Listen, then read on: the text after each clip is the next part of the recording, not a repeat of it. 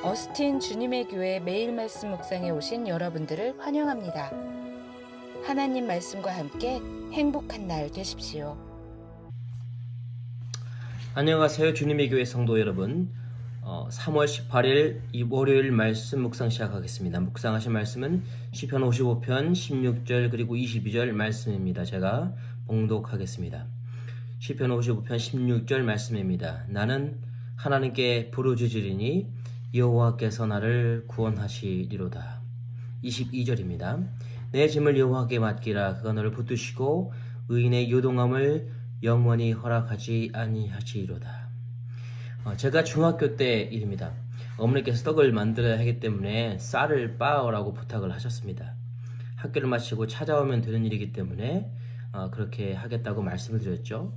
학교를 마치고 이제 떡을 찾으러 갔습니다. 그런데 떡방앗간에서 쌀 빻는 일이 아직 되지 않았다고 해서 기다려야 된다고 했습니다. 그래서 기다렸고 빻은 쌀을 준비해서 받아가지고 이제 차를 타러 갔습니다. 그런데 차가 이미 떠난 뒤였더라고요. 다음 차를 기다리면 대략 한 2시간 정도 기다려야 됐기 때문에 참고로 제가 아주 시골에 살았습니다. 1시간 반이나 2시간에 한 번씩 차가 들어오곤 했죠. 그래서 저는 이 쌀가마니를 이고서 집에 가자고 결정을 했습니다. 값없지 않은 무게였는데 또 차를 기다리는 시간도 있었고 어머님이 또 와달라는 시간이 있었기 때문에 무거운 쌀가마니였지만 그 쌀가마니를 치고 집에까지 가자고 결정을 하고 갔습니다.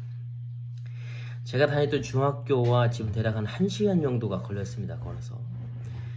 그래서 산을 또 넘어야 되기 때문에 되게 힘든 일이었었어요. 하지만 어머님의 부탁이 있어서 또 무거운 짐을 지고 낑낑거리면서 집에까지 갔던 기억이 있습니다. 그리고 무거운 짐을 내려놓자마자 좋다라는 생각이 들었고 제 모습을 보고 또 어머님과 어른들이 또 칭찬을 해주셨던 기억이 있습니다. 그런데 중요한 것은 짐은 지는 것보다 내려놓는 것이 더 낫다라는 것입니다.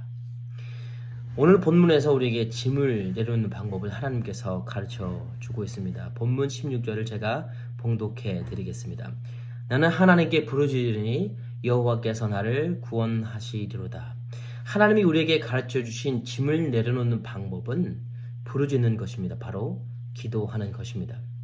하나님은 우리가 기도할 때 우리에게 맡겨진 짐을 내려놓을 수 있다고 말씀하십니다. 마태복음 16장 24절에서는 우리에게 맡겨진 짐을 십자가라고 표현합니다. 이에 예수께서 제자들에게 이르시되 누구든지 나를 따라오려거든 자기를 부인하고 자기 십자가를 지고 나를 따를 것이니라. 우리 모두에게는 크건 작건 혹은 무겁건 가볍던 우리 어깨에는 주님이 허락하신 십자가가 있다는 것을 알아야만 합니다.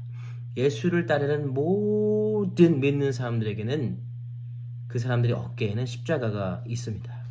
그리고 이 십자가를 통해 하나님은 예수 그리스도의 복음이 드러나길 원하십니다. 십자가를 지는 이유는 결국은 예수 복음을 전하기 위해서 져야 된다는 것이죠. 그러나 우리가 십자가를 지고서 복음을 전하기 위해 살아가는 신앙한다는 것은 결코 쉬운 일이 아닌 것 같습니다. 첫 번째는 믿지 않는 사람들과 같은 사회 구성원으로 살아가지만 우리는 그들과 달라야 되기 때문에 그렇습니다. 말과 살아가는 방식과 태도와 삶의 목적, 즐거워하는 이 모든 것들이 뭐 하나라도 믿지 않는 사람들에게 본이 되는 모습이 되어야만 합니다.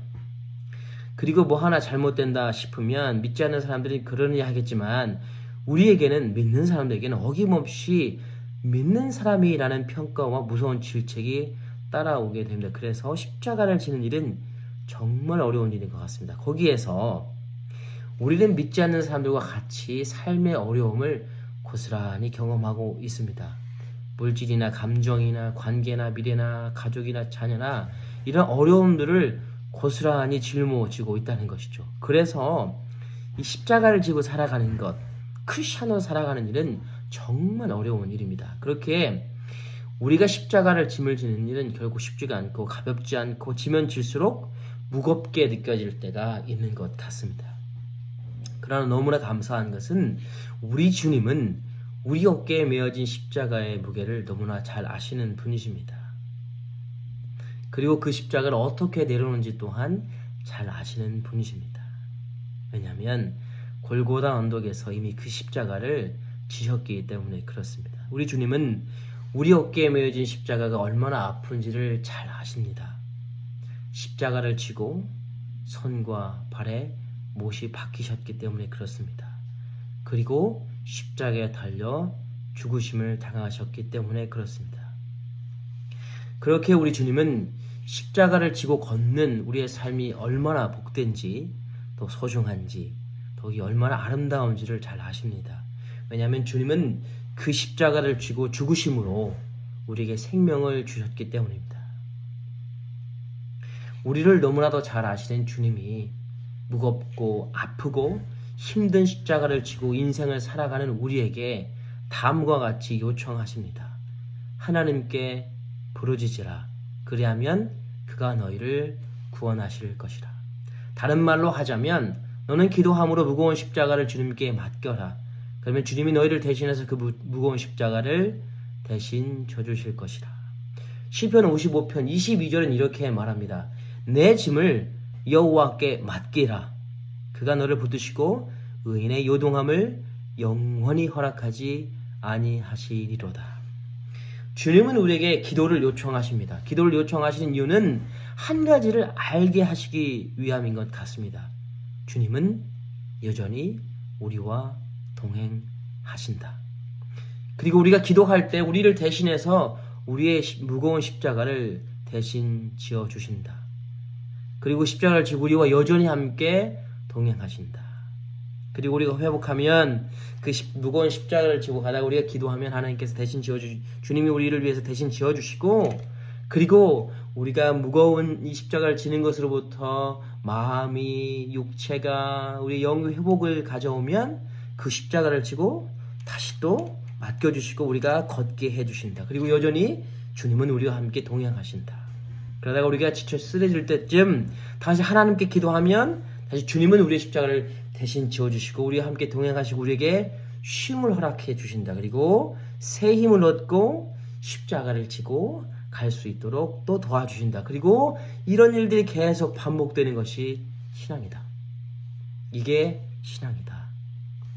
하나님은 단지 저 멀리 계셔서 우리가 기도할 때 램프의 진이처럼 산신령처럼 짜잔 하고 나타나셔서 응답하시고 사라지시는 그런 분이 아니신 것 같아요. 기도할 때나 그렇지 않을 때나 여전히 우리와 함께 동행하시는 분이 바로 주님이신 것 같아요. 그리고 우리가 기도를 통해서 우리의 무거운 짐을 지고 할 때 지치고 힘들어서 기도를 통해 이 짐을 하나님 대신 져주세요 라고 요청을 할 때 저 멀리서 구름 타고 오시는 것이 아니라 바로 옆에서 슬그머니 나타나셔서 그래 내가 해줄게 라고 대신 그 짐을 우리가 회복할 때까지 그 십자가를 다시 지고 당당히 일어나서 걸어갈 때까지 우리를 위해서 대신 십자가를 져주시는 것 같아요.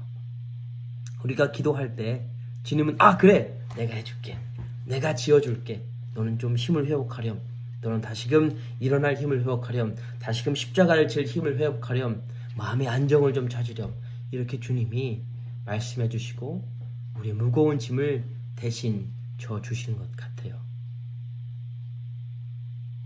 그래서 주님은 우리에게 기도하라고 하십니다.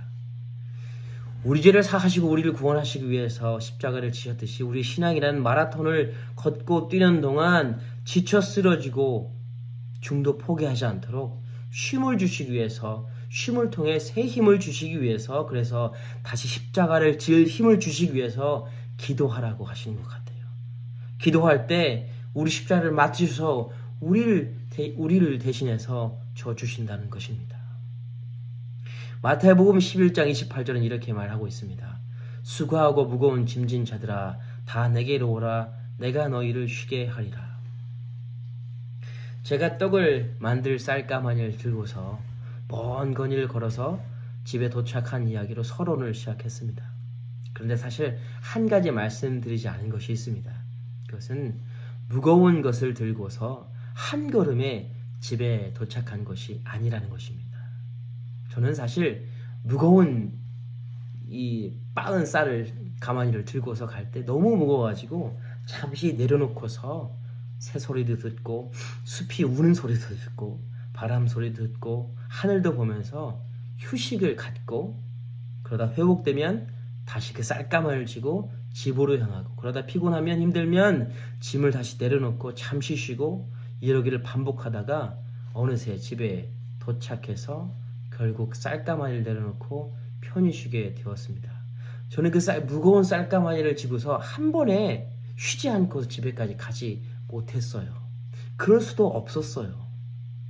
저는 그 짐을 잠깐 내려놨다가 회복하고 다시 들고 또 가다가 지치면 또 내려놨다가 그렇게 다시 쉼을 가지면서 회복하고 다시 그렇게 가다가 이런 걸 반복하면서 결국은 집에 도착하고 무거운 짐을 내려놨던 것이죠. 우리의 신앙도 이와 같지 않겠습니까?